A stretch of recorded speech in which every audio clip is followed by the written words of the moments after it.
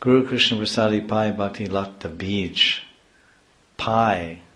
He gets the mercy of Guru and receives the seed of bhakti.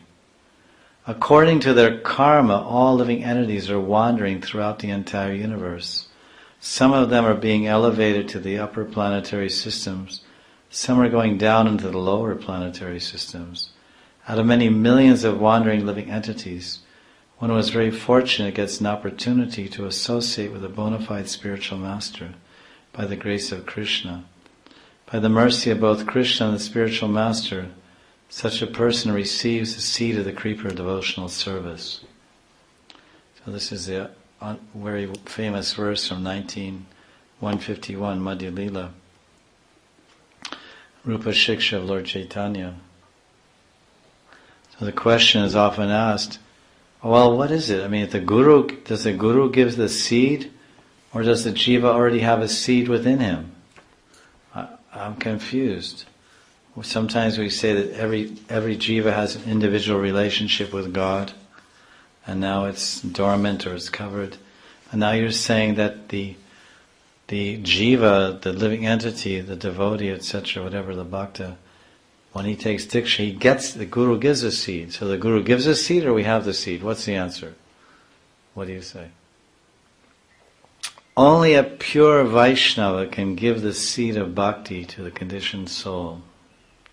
At the same time, it is said that the seed of bhakti is already within each soul. So how do we reconcile this? The seed of bhakti is present in each soul. That's the first thing. We should clear the atmosphere. Because some schools of thought or schools of philosophy, Gaudiya philosophy, say that there's no seed. There's just a potential, but not specific. But there is something more to be given. A seed alone will not suffice. If some water, air, soil, and sun rays are given to that seed, I was discussing this in class the other day, then it will sprout. Do you understand? You said before that bhakti is a sentiment for Radha and Krishna, the special feeling of love and affection for Radha and Krishna. Does this mean that the Guru gives this sentiment? Is that correct? Answer. First, the Guru gives a seed of that sentiment, meaning the desire to serve Radha and Krishna. Though, this is the important point, the seed is already in the heart of the soul, Guru makes an environment for that seed to sprout. He gives something. By water, air, and sun rays. In other words, a seed may be in the ground. You plant a seed in the ground in Alaska or in the winter time. This is a common experience. And the temperature is too cold, the soil is too hard, and the air is too dry, and the sun is too weak in the winter time. So the seed is potential. And each seed has a potential to become a specific thing. There's no such thing as an amorphous seed. An apple seed becomes an apple tree. It's not just, there's a seed in the ground. What is that seed? I don't know. I don't know. It can become anything. A seed is a specific genetic structure of a particular type of tree, plant, etc. Creeper. So now when the temperature increases and the sun's rays increase and the moisture comes and the soil softens and all the environment is correct and the seed sprouts an ankur, and then it goes on to reveal its identity of what it actually is. So the spiritual master gives all these things by speaking about those topics which are favorable and inspiring for bhakti. He gives Harikatha and Diksha, which culminate in a realized relationship with Sri Krishna. So basically he's saying here, and then he'll mention other places and other places also, that it is specific, and then we'll hear that point also. I mean, it's so many places. In Prabhupada says the same thing. Everyone has a specific relationship. If you desire the mood of the gopis, But that gopi bhav is not in your constitutional form, which means the seed. You will not be able to perform Raganuga Bhakti, because Raganuga Bhakti is for Braja Bhav, and Vaidhi Bhakti is for Vaikuntha Bhav. You can obtain only that mood which is in seed in your constitutional form. When you perform bhajan the correct way, following the correct process, you will cross nishtha, the stage of steadiness in bhakti, and ruchi, genuine taste for the practices of bhakti, then asakti, natural attachment for Bhagavan, and bhakti will come.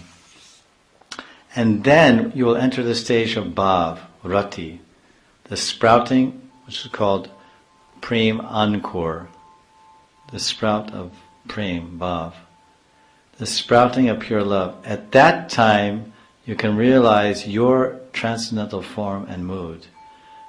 Before then, your constitutional mood is not known. So this is basically what he's saying, and what is said elsewhere, is that each living entity, each jiva, has an individual seed or sthayi bhav, a particular mood of love to serve either Vishnu in Vaikuntha or Krishna in Goloka. When one meets a guru and receives diksha, he receives the seva vasana. He receives a seva vritti. And what he's given in the mantra, he's given two things in the mantra. By his harikatha and by his giving a mantra diksha, either harinam or gopal mantra, Pancharashika mantras, he's awakening the desire to serve Krishna by giving Krishna sambandha. Means, who am I? I am Krishna Das.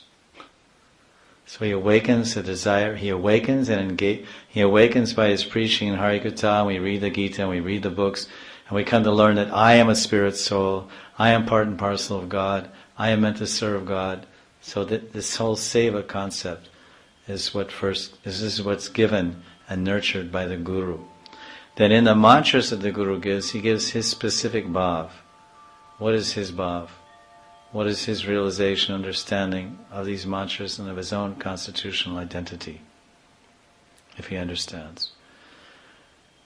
And if that disciple is in that same bhav, then he will, by receiving those mantras, then those mantras will bring that bhav to fructification in his heart.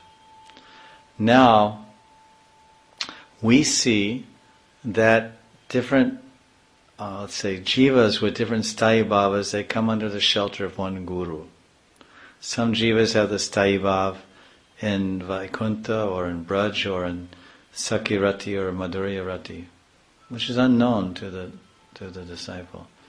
But he is being trained in seva and all the principles, all the foundational principles which will cultivate and bring him to the point of bhav, which he'll realize what is his individual sarup. And we see in Jaiva Dharma that the one guru had two disciples, and he was training them, and he brought them to the level of bhava by giving them all the tattvas, nam tattva, rasa tattva, prema tattva, engaging them in nam bhajan. And then he inquired, what is your inclination? And they said, my inclination is coming in me to serve Radha and Krishna in Madhura Bhav. And the other one said, the inclination is coming in me to serve Radha and Krishna in Sakya Bhav. So then he guided them. He guided both of them. Because he's a Madhurya Mayi Bhakta. So if you have $100, then you can obviously deal with 25, etc. So the basic fundamental practices are the same. So the Guru's role is to bring out the seed to the fruit of prema, which is simply the purest representation of unadulterated seva. Prema is the purest representation of unconditional, unadulterated, unmotivated, pure service to Radha and Krishna, if your seed is in Madhura Rati. So that each individual jiva will understand out of Sakti and Bhava.